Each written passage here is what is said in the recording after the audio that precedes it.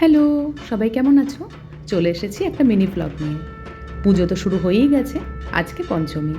বিকেলে এসেছিলাম মামা বাড়িতে। এসে ভাবলাম শুধু শুধু বাড়িতেই বসে থাকবো, তার চেয়ে বরং বাইরেটা একটু ঘুরে আসা যাক। পায়ে হেঁটে ঘুরবো ভেবেও বেরোনোর পর যখন দেখলাম চারিদিকে এত মানুষ বেরিয়েছে, তো ভাবলাম টোটো করে একটু দূরে তো যাওয়া যেতেই পারে।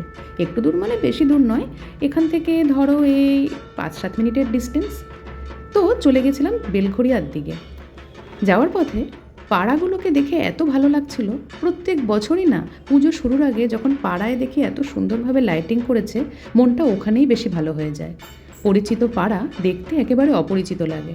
এরপরে আমরা গিয়েছিলাম বেলঘড়িয়া দেওয়ানপাড়ার মাঠে। ওখানে বেশ ভিড় ছিল।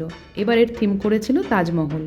তো বুঝতেই পারছো ওখানে ভিডিও করার সেরকম সুযোগ হয়নি, তাও আমি তোমাদের জন্য একটু ফটো তুলতে পেরেছি, সেটাই তোমাদের এখানে দেখিয়ে দিচ্ছি। প্রতিমার ছবিও তুলেছি, কিন্তু সেটা খুব একটা স্পষ্ট নয়, তাও আমি তোমাদের জন্য এখানে অ্যাড করে দিলাম। বেরিয়ে ভাবলাম চলো এবার কোথাও একটু খাওয়া দাওয়া করাই যাক।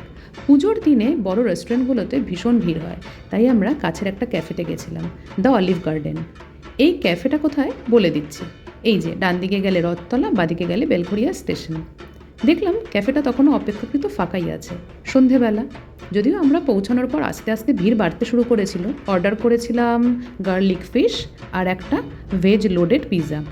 কোনো এক্সপেকটেশন নিয়ে যাইনি, কিন্তু সত্যি বলতে গিয়ে এত ভালো লেগেছিল যে তোমাদের সাথে শেয়ার না করে থাকতে পারলাম না। এই দুটো মিলিয়ে আমাদের বিল হয়েছিল 550।